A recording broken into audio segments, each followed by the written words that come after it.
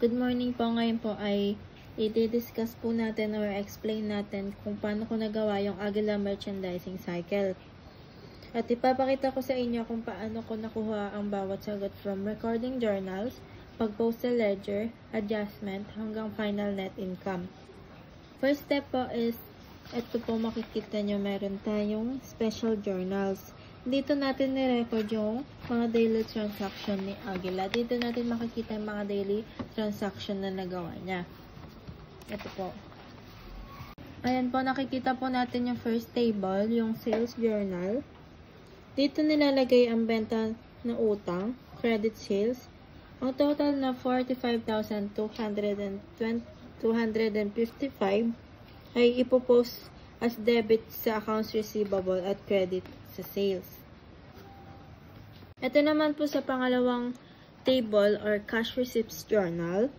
Lahat ng cash na pumasok o galing sa sales o bayad ng customers ay dito ang total na 53,719 ay ipopost sa cash accounts.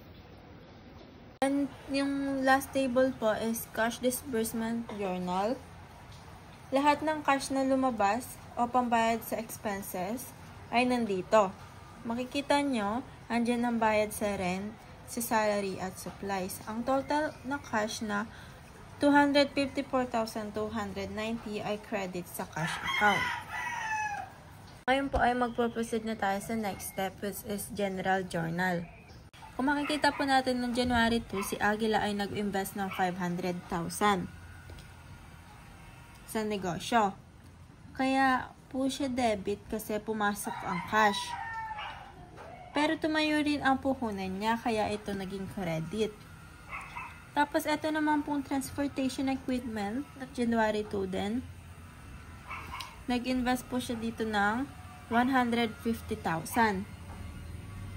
Kung saan, nadagdagan yung mga sasakyan niya, which is asset, kaya nasa debit. And then, dahil po siya nasa credit, dahil nabawasan yung cash. Next naman is noong January 31, which is depreciation expense transportation equipment. Dito, yung sasakyan ay nagagamit, kaya nagkakaroon din tayo ng gastos dahil lumuluma yung sasakyan habang ito ay ginagamit para sa isang buwan. Sa records ay may gastos na kinikilalang depreciation expense, kaya ito debit na 1,250. Ginagamit ang accumulated depreciation o kabuuang pagkaluma para i-credit yung 1,250 imbes na direkta sa sasakyan. Next naman is January 31, prepaid rent. Dito, noong una binayaran na ang upa, kaya ay prepaid rent is asset. Ngayon, tapos na ang isang buwan, kaya kailangan nang gawin itong gastos o rent expense. Dahil tapos na yung ininvest mo dun sa rent, kailangan mo ulit magbayad. Kaya meron kang expense. Yung gastos sa upa, rent expense, kaya ito debit, 5,000. Pinabawasan ang prepaid rent na asset na paunang bayad dahil nagamit na ito. Kaya ito naging credit na 5,000. Doon nabuo ang general journal. Next naman na proseso ay pupunta na tayo sa general ledger. Dito makikita nyo na iba-iba yung mga accounts dyan. Ayan. Iba-iba din yung mga numbers. Dito ay gumamit muna ako ng T-account para ma-summarize natin lahat ng transactions mula sa journals. Example, tignan natin tong cash. Account number 1,000.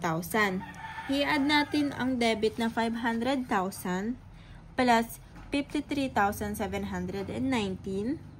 Tapos ilalas natin yung mga nasa credit, which is 150,000 and 254,290. Lahat dito sa balance, dyan natin i-compute lahat. So, bale, sa account na cash, meron tayong balance na 149,429. Saan nga ba natin talaga nakuha yung mga account na to na nilagay natin sa ledger? Lahat po na nakuha natin o laman ng ledger na to ay nakuha natin sa mga journal, pati doon sa special journal na pinakita natin kanina. Ayan po, sa lahat ng accounts ay same lang ang ating gagawin. Hahanapin natin sila sa journal, sa general journal. So, yung mga account po natin dito ay meron tayong accounts receivable, merchandising inventory, prepaid rent, transportation equipment, accumulated depreciation, transportation equipment, accounts payable, fuel expense payable, Aguila capital, sales, sales discounts, purchases discounts, salaries expense, supplies expense, advertising expense, rent expense, depreciation expense, fuel and oil, and income summary. Kaya mahalagang magkaroon ng T-accounts pag gumagawa ng general ledger kasi para malaman natin kung credit or debit nga ba yung account na yon. And dapat sa paggawa ng general ledger, lahat ng explanation mo ay meron. Dahil dito, malalaman natin yung mga description kung saan sila nanggaling. Lalo na dito sa may JR. Ibig sabihin, galing siya sa general journal. At ito naman sa mga CRJ1 is galing sa special general journal na pinakita natin kanina. Kaya mahalaga na malaman natin o malinaw kung saan ba talaga yung mga accounts para mas tama natin sila malagay sa general ledger.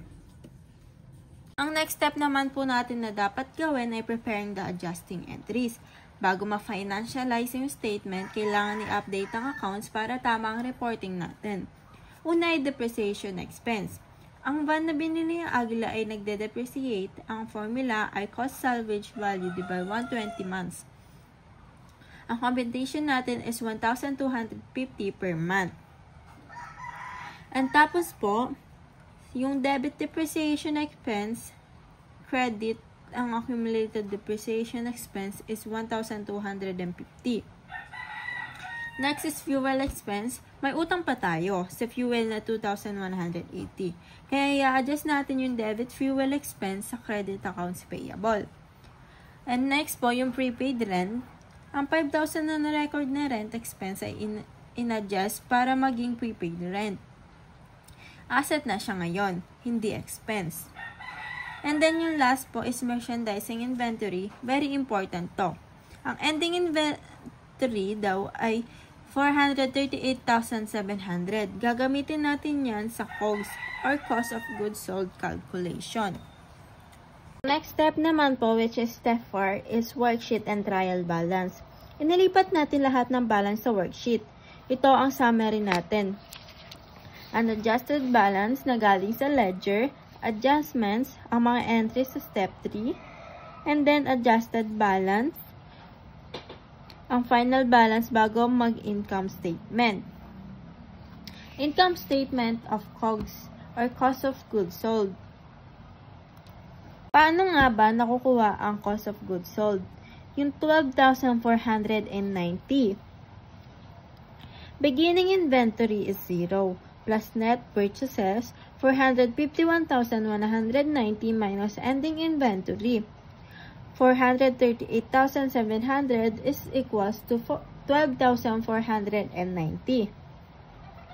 And then sa income statement is net sales, gross sales, 83,562 less sales discounts, 1,410 equals 82,152. Sa gross profit is net sales less COGS.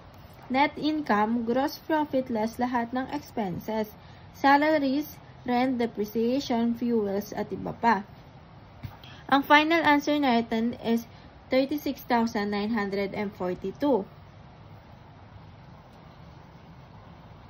Yan po, 36,942.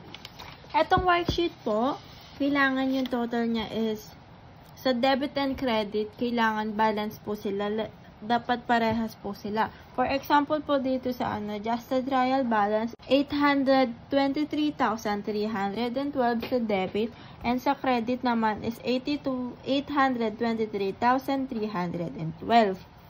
Kapag ganito naman po, katulad nung sa income statement and sa balance sheet, kapag hindi po sila naging balance, tayo po ay mag-add po tayo. Katulad po nito, nag-add po tayo dahil ang kanyang kabuuan ay 493,880 habang sa credit naman po is 530,822. Nag-add po tayo dito ng 36,942 para maging balance sila bilang 530,822. Same goes po sa balance sheet na ginawa natin. Dito naman po ay nag-minus po tayo para maging balance po. Dito naman po ay nag-add din po tayo para nag-balance sila. Dadako na po tayo sa ating last step, which is closing entries. Kailangan natin isara ang books para sa January. Ibig sabihin, zero out natin lahat ng temporary accounts, revenues at expenses. At i-transfer ang net income na 36,942 sa capital account.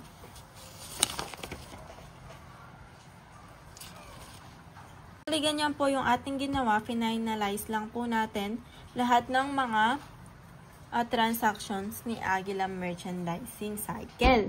Doon po ay natapos natin ang accounting cycle ni Aguila. Madami itong transactions, pero dahil sinundan natin ang steps, nakuha natin ang tamang net income na 36,942. Ito po yun. Ayun lang po ang cycle ni Aguila Merchandising. And sana po meron po kayong naintindihan. Thank you!